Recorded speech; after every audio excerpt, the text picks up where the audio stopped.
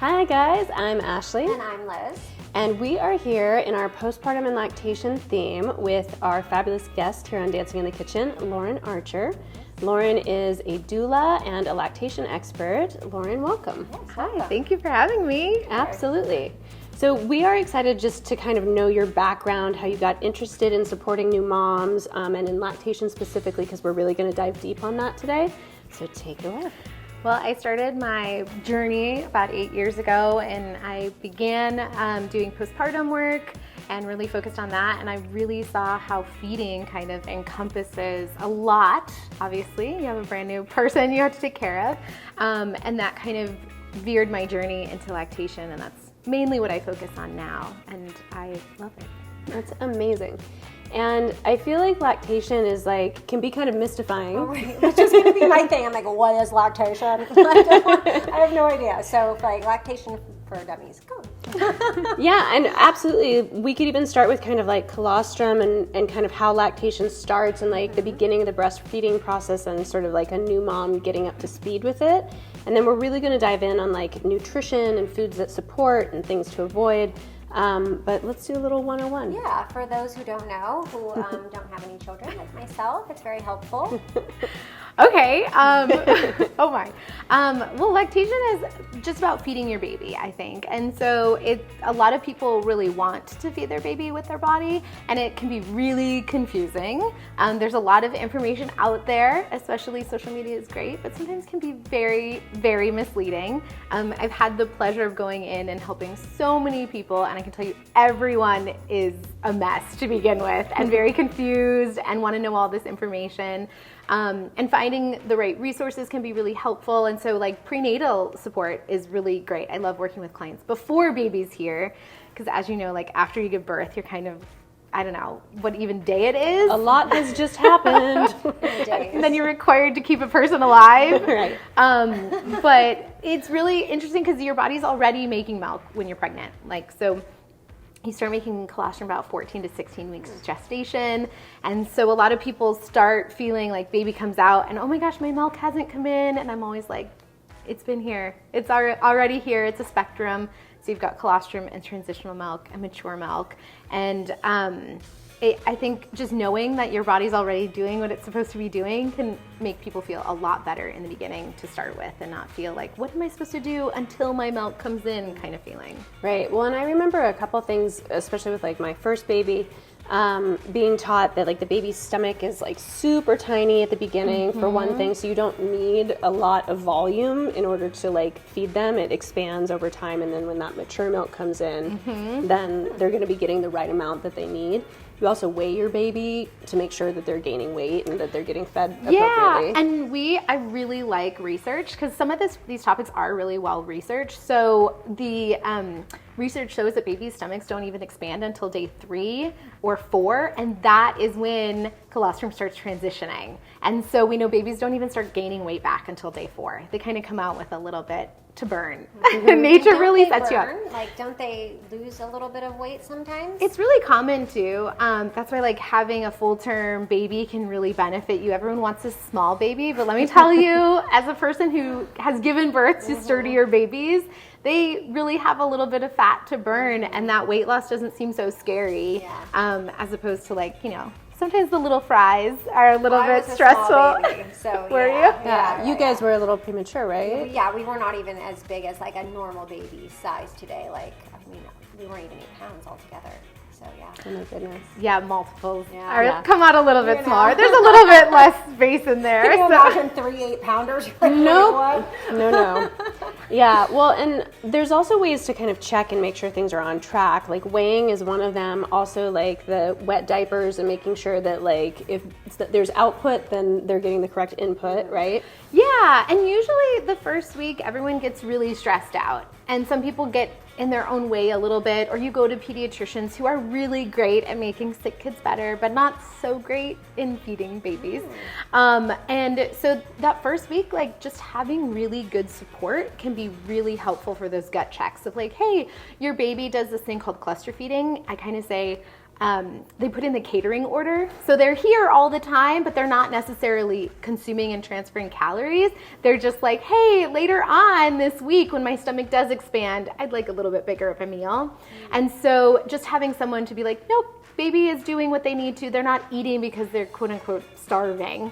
They're eating because they came to work. Which is great. They have a job to do. And they also get like comfort from nursing as well, right? So it's not just about the calorie transfer. Correct. They can do something called non-nutritive sucking, which is really beneficial for their oral development and psychologically. Babies don't know that it's 2024. So being away from their person is scary, and they're like, a big cat or like a big bird might come and get me. So them being on you is a survival and instinctual, and it's really genius. That they're, nature again sets you up, and having someone to tell you like, it's all good, you're doing great, can be really helpful. I remember my anxiety with Isaac in particular, like that feeling of like, oh my God, I am this baby's only food source. And I kind of want to move on to a couple other questions and start getting into the nutrition stuff. But I feel like we could kind of segue into like issues that can come up with breastfeeding, because my son had a tongue tie, both of them actually, which can interfere with sucking. And then I also struggled with mastitis with both postpartum periods. So what are some issues that can get in the way of breastfeeding?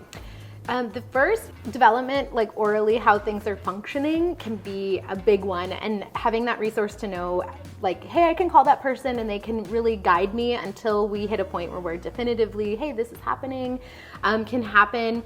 Sometimes, yes, engorgement. If you've gotten like IV fluids, you tend to get that excessive fluid trapped in the chest, and so it can seem like engorgement, and people pump and nothing's coming out, and it actually exacerbates that issue. Because it ups your supply? Yes, and then there's kind of like a traffic jam where fluid is in there, but it needs to be like lymphatically drained.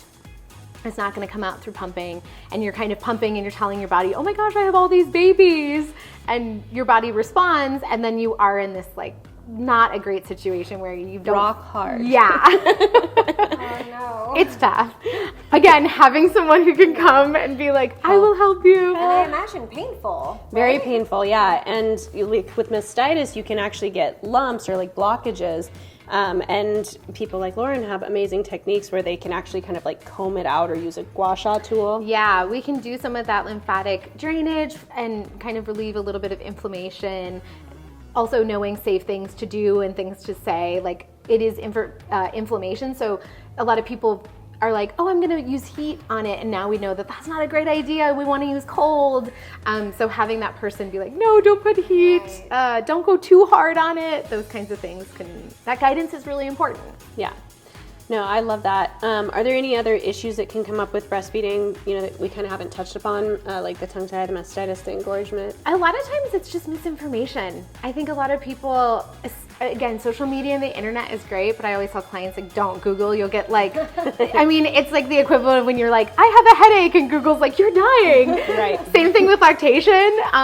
So having that safe resources to go to is really important. Or just a lot of friends and families might be really well-meaning, but every single body is different. And so what worked for some person, like another person, might not work for you particularly.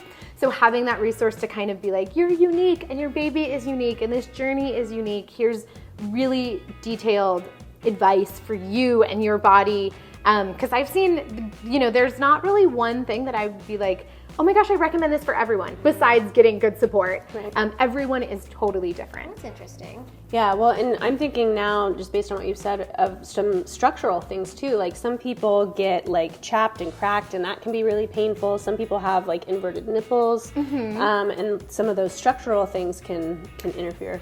Sometimes, yeah, I will say like nipples, everyone's perfect. I usually will joke prenatally, like, I haven't seen your nipples yet, but they're great and they're wonderful. But sometimes anatomy does play a part in it. Or again, just like for a second or third time birther, you gain more milk ducts with each baby. And so sometimes that supply can actually, kind of create some issues of like, whoa, Baby choking. Yeah, there's a much. lot going on. We also know in baby, like sometimes tension and body issues can mimic restrictions, or it can create issues. Just like you and me, feeding is a full body experience. So if they don't feel good doing it, sometimes it can create some issues, and then parents, think something else is going on, which is very interesting. And so the way that we birth and how baby comes out can affect the way that they feed. Right, because like bonding can affect nursing as well, and some of that, and if there's like trauma at the birth. And Absolutely. Babies, when they're kind of taken away, or if things happen or necessarily removed from their person, they can kind of shut down. We see just like somatically, it's a survival instinct, and again, it's genius. Babies are born perfect and do everything so well, but it can be difficult coming out of that sometimes. And so being given the space to be like, hold your baby, no bad habits, feed them, hold them, hang out with them, it can help them get back on the right track. So I want to put a little plug in for like Fed is Best, right? We're talking about breastfeeding and lactation today, but getting your baby nutrition, no matter how you do it, is wonderful. So we're not like taking sides on this here. Yeah. But we are talking about nutrition for breastfeeding and sort of like foods to avoid, foods to include. So that's kind of why we're focused specifically on lactation and breastfeeding today. And I think education is best, is usually how I phrase it.